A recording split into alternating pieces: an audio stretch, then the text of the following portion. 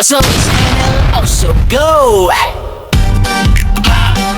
Hello po sa lahat po ng mga nagmamahal kay Mr. Alden Richards. Manibagong updates po tayo, kung saan si Mr. Alden Richards ay ayaw at umiiwas na ma-incorporate or ma-connect dito po sa babaeng ito. At the same time, ay meron pong nilinaw, ito pong si Miss Christy Permin patungkol kay Alden Richards, na kung saan ay talagang nai-issue po si Alden, Pero bago yan, of course, if you haven't subscribed yet, dahil despite of all the issues na meron po si Mr. Alden Richards ngayon, meron po siyang pinakabago, na parang ini-endorso. Biruin ninyo ha, ang dami pong mga intriga. At talagang masasabi mo na si Alden kahit nananahimik, hindi pa rin siya pinapatahimik ng maraming mga bashers. Dahil patuloy pa rin siyang binabash, lalo na sa mga pinaglalaban ni Alden. Pero this time, inilabas na po ni Alden Richards na isa po siya sa mga napili nito pong isang produkto na umabot na ng almost 100 years of celebration, ay isinama si Alden. White Flower kicks off 100 years of celebration with Alden Richards. Matagal na kasi ito pong White Flower na ito, diba? Parang bata pa ako, naririnig ko na yan Iconic wellness brand White Flower Philippines just recently introduced Alden Richards as the newest member of the White Flower family. This well-loved brand has been providing soothing relief to Filipinos nationwide, earning their trust as the go-to household remedy. Since White Flower introduction to the market, it has been synonymous to quick relief, as its iconic scent and formulation provide comforting relief to everyday ailments such as headaches, dizziness, colds, and stress. Its power as a remedy continue to be very generations relief body. So, ito na, pinilabas na ni Mr. Alden Richards ang pinakabagong packaging ng nasabing brand.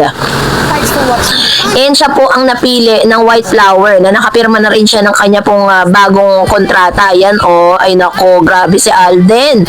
Grabe na si Alden. Alden shares that he's very happy to be part of the White Flower family. I have a personal anecdote when I was young. I really had the chance to experience the product and I can really vouch for it.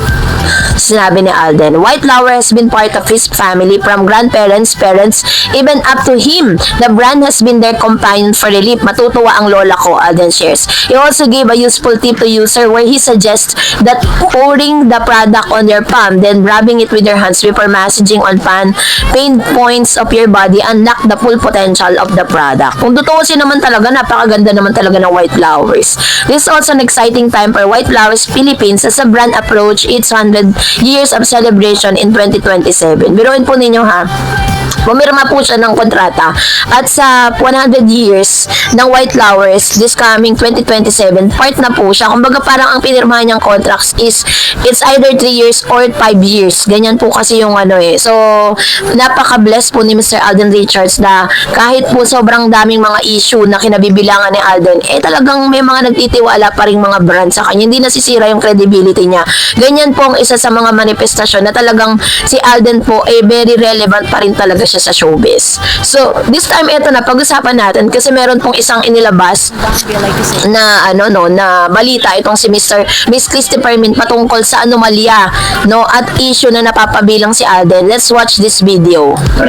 Mawawala ba si Alden Richards sa mga kwento? Siyempre nandyan si May Mendoza. Wala rin lagi nasasama at nababanggit ang pangalan niya. Nakita mo yung video na ginawa ng mga Alden Nation? May mga kandidato. Alam mo, ako naman sa totoo lang ito malalim po itong problema ito. Sana, ewan ko, pero kaligayahan nila yun Correct. Diba, sabi nga ni Alden, hayaan na natin sila. Malibigyan kung saan sila masaya, ibigay na natin sa kanila. Tama naman. Ulit-ulitan nila dinidahil Correct. Diba? Pero ganun pa rin naman. Kaya may nakalagay doon, diba?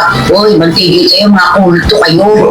Sabi niya ganun, paano maglinis kayo ng bahay, magluto kayo, magtigil niya na inaatupag nyo. Sabi nga ni Randy Balaguer, pakisabi lang po sa Alden Nation, sityo na lang po sila ngayon. Mas maliit pa sa barangay.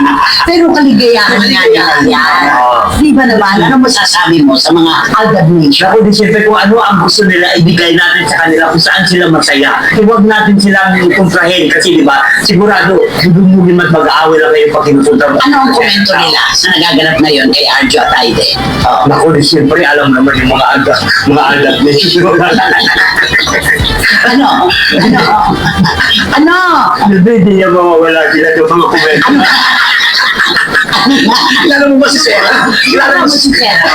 Teacher Sarah? Kilala mo? Sarah pala yun. So, Sarah. Yun ang sinabi ko. Ubo. Happy New Year! Ubo. Ubo Yun na ang lang. sabi niya. Okay. Dahil nga po dito sa issue kay Congressman Arjo Atayde at kay May Mendoza, dahil nasangkot nga po sila sa anomalya, hindi sila, si Arjo lang, nasangkot siya sa isang anomalya tungkol sa Lahat ng ano. Ang dami-dami po namimilit. Tumatawag, nagte-text si Alden Richards. Ano raw ang magkukomento niya? O ikaw ba si Alden? Magkukomento ka? Hindi. Oo. Diba? Correct! Ito! Ito ang kukomento. Sabi ko, problema nila yan. Correct. Ay, bakit lang wala akong kinalaman. Kung matalino si Alden, hindi yan nakikisawsaw dyan sa issue nyo. Hindi sila nagkatuluyan dahil kahit trust siya, Oo. kahit may gusto siya, hindi po nagkomento si Alden. Correct. Dito pa kaya, kung Correct. saan meron pong mga sangkot na ganitong issue at may pera na involved. Tama. Hindi siya magsasalita dyan. Oo. Bakit idadamay? Oo. At saka kahit na mag-care siya, alam mo yun, marami siyang masasagasaan dito. Ano yung pwedeng sabihin? Oh. Hindi, ng mga fans, anong pwedeng sabihin? Kunwari, bakit? Oh, ganon. Oh. Ay, alam mo ba, kasi alam mo ba yung mga fans kasi mayroon rin pa mga fans na inilabas din si Alvin. Ano yun? Ano sinasabi? Hindi, inilabas din nila, nakasama si Alden. Bisaya, na kinakantahan ni Alvin. Christmas party. Oo, Christmas party. Alam mo, ilang taon na ang nakararaan dyan, may Piolo Pascual, Oo. at saka Alden Richards. Eh sabi ko nga, di ba, kahit si Britney Spears, kaya naman nilang imbitahan sa kanilang Christmas party. Ano naman ang kinamalayan ni Alden, imbitahan siya sa Christmas party? Bilang artista na gusto, kinuha silang servisyo. At saka wala pang ganitong issue. Yes. May balik nila. Ngayon mo sila kunin ngayon. Ano sabi ni Senator Jinggoy Estrada? Yung picture, eh kahit naman sino pwede magparitrato sa tabi ko. Alam nga naman tanongin ko pa, ano trabaho mo? Oo, tama. Oo, correct. Public figures, natural. Pag tinanggihan, sasabihin, suplado, maldito. Oh. Kaya may mga retrato. Yun yun. Ikaw na, kahit may nagtatapos yung mga picture, kahit kumakain. Ayun. So, ayan yung ilan sa mga sinabi ni Marie Chrissy Fermin. Parang nilinaw niya po sa publiko na hinihingian ng komento. Parang gusto po nilang idamay si Mr. Alden Richards doon po sa issue ng Mr. Arjo Atayde. Parang, hello, dahil bakit naman kailangan magkomento ni Mr. David Licauco patungkol, David Licauco, ni Alden Richards, sorry, doon po sa issue na yon. Kaya ayaw niya na nga pong makonect doon po sa girl na yon dahil, di ba nagkaroon nga ng malaking issue, never po nagsalita. Although, magkaibigan po si Maine at si Alden Richards hanggang ngayon. At talaga masasabi mo na intact yung kanilang friendship. Hindi pa rin naman po nawala. Pero, sasabihin natin na hindi po gusto ni Alden Richards na makonect doon po sa issue na yun. At the same time, hindi para sumausaw si Alden doon, kahit po talagang pilit na isinasama yung pangalan ni Alden doon sa issue na yun. Ay nako. Kaya naman talaga nakakaawa din si Alden dahil hanggang sa ngayon ay kahit sobrang dami ng blessing na dumarating sa kanya, hindi pa rin siya nilulubayan ng mga hindi kagandahang balita. So anyways, kayo na po ang magkomento. STV. Oh yeah. Showbiz chika na legit bawal ang Mr. Alden Richards, abay handa na nga ba siyang maipareha muli sa isang babaeng nagpatibok sa kanyang puso noon? Ang lahat ng yan, araw pag-usapan natin si Alden Richards. At bago tayo magpatuloy, ay magbasa tayo ng ilan sa mga komento ninyo sa comment section. At mamili tayo ng tinatawag na comment of the day. Ayan, panoorin or basahin po natin ito. Sabi po ni Miss Raquel Versosa, ay naku, wala kaming pake sa himutok ng mga aldab na yan. Basta kami alam namin na malinis at marangal ang reputasyon ni Alden. Sa sobrang bait pa nga ni Alden, siya pa ang madalas maskam. We love you, Alden. Ignore the kulto. Tro.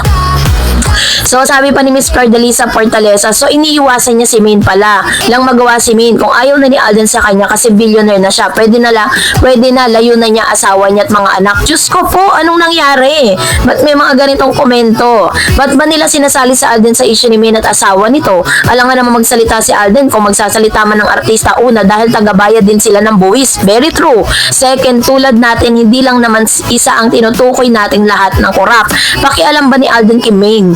Kaya naman sila, may asawa na si girl, kaibigan na nga lang sila. Besides, walang gusto si Alden kay Maine dahil kung meron, kahit papaano manliligaw siya. Mga Aldab nasisiraan ng bait. Ayan. So ito yung kanya lang mga komento patungkol dito kasi hanggang sa ngayon ay meron pa rin sila talagang parang pinakakalat na talagang totoo daw na nagkaanak.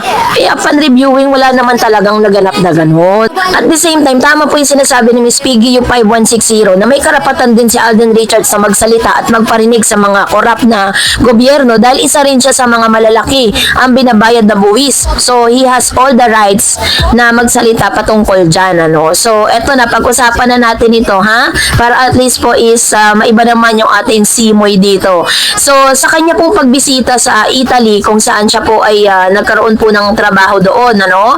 So, isa rin sa mga kinangker at isa rin sa mga hindi pinalagpas ni Alden Richards na kinangker niya po yung most difficult ride at Stelvio in Italy. Sabi po ng GMA Entertainment News, Alden Richards has conquered one of his toughest ride yet at Stelvio in Italy. Leveling up his fitness journey, Alden Richards just took on one of the toughest climb. Asia multimedia star and box office king took to Instagram to share a clip of his journey through one of his most difficult rides as he braved the grueling 31-kilometer Paso dello Stelvio or Stelvio Pass in Italy. One of the most difficult rides so far, he began. He mentioned that Stelvio Pass is a place where pro cyclists train with the likes of Tadej Pogacar and others. Despite having no flat roads, only climbs with gradients of minimum of 4% and maximum of 16% per 31 kilometer, Alden pushed through the finish his ride. Sabi niya, almost gave up, lang struggling, legs collapsing, thoughts in conflict, he said. But then I realized why I started this. These are moments I can recall my own, my bike, my endurance, my skill, and my climbs. He continued, at the end of the day, my only competitor is myself, no one else. The stars on the floor host describes Stelvio as a very painful. So dito po, muntik na po siya talaga ditong, talagang nag-ano yung buhay niya dito, ha. Kasi hindi po basta-basta ang pagbabike. Kasi kapag po kinulang ng oxygen yung lungs mo sa sobrang pagod, pwede kang mag-collapse at mamatay. Kaya yun po talaga yung isa sa pinaka masasabi natin na na-conquer ni Mr. Alden Richards, no, sa kanya pong journey sa pagbabike. Kaya talagang ano siya, very grateful siya dahil nakayanan niya po yun at wala pong iba siyang kasama doon at nagmo-motivate sa kanya kundi yung sarili niya lang. Kaya naman on our end, congratulations Mr. Alden Richards. Pero isa rin sa mga nagpabigla sa mga balita patungkol dito sa dito po sa sinasabing si Mr. Alden Richards at ang dati niyang love team partner na si Miss Maine Mendoza ay gagawa daw di umano ng pelikula. My God, totoo ba to? Kulang na sa kilig, Alden and Maine magsasama sa isang project? Anong proyekto kaya ito? Muling nagsama sa isang project sina Maine Mendoza at Alden Richards. Sila kasi ang endorser ng isang bagong Chinese smartphone kung saan kasama rin nila si Marian De Vera at Ann Curtis. Marami ang natuwa nang i-release ang Chinese smartphone brand ang foto ng mga endorser ng bago nilang phone. Sa foto kasi ay makikitang magkakasamang apat at ang bongga pa dahil magkatabi sina Maine at Alden na sumikat bilang Aldab Love Team noong 2015, 10 years ago. Kahit na hindi na nga sila love team sa foto ay marami pa rin nga ang natuwa na muling nagsamang dalawa sa isang project at promotional photo. Pero ang wish nila sa nasabing Chinese smartphone brand ay pagsamahin ng dalawa sa mga live event or launch ng mga phone nito. Wala naman daw sagot ang social media team ng nasabing Chinese smartphone brand pero malay natin mangyari ito sa takdang panahon. May iba namang nangiintriga na kulang na ang kilig sina Alden at Maine. Ayan. So, pinagsama kasi sila sa isang endorsement tapos yun yung nangyari. Parang parang hindi na rin ganun kataas, no? Hindi na rin po ganun ka grabe yung pagtanggap ng tao dun po sa endorsement shoot na ito dahil syempre alam naman natin na yun nga meron ng sariling buhay si Maine at alam na rin natin yung mga nangyari sa kanila noon kaya parang hindi na rin ganun kabongga yung mga pangyayaring ito. So ang inaantay na lang natin is sino kaya ang mapipili ni Mr. Alden Richards sa makakasama niya kasi parang may napapabalita balita na yun nga, ano na nga daw, parang itong si Miss Julia Barreto na ang makakasama ni Mr. Alden Richards para sa pinakabago niyang projects. Yun po yung bagong collaboration ng Viva at saka po ng GMA Sparkle. So kung magaganap yan soon, alam ko po kasi na ano na yan naka-line up na yan. Ang alam ko po kasi na magdidirect niyan si Mr. Alden Richards, no? At yun po ay isang adaptation from Thailand movie na talagang pumatok din doon. And nakita naman natin kung gaano na rin kagaling mag-direct si Mr. Alden Richards at alam kong kakayanin niya po lahat yan. Kaya naman manood po tayo niyan, suportahan natin si Tisoy sa kanyang solo era project kasama si Miss Julia Barreto soon.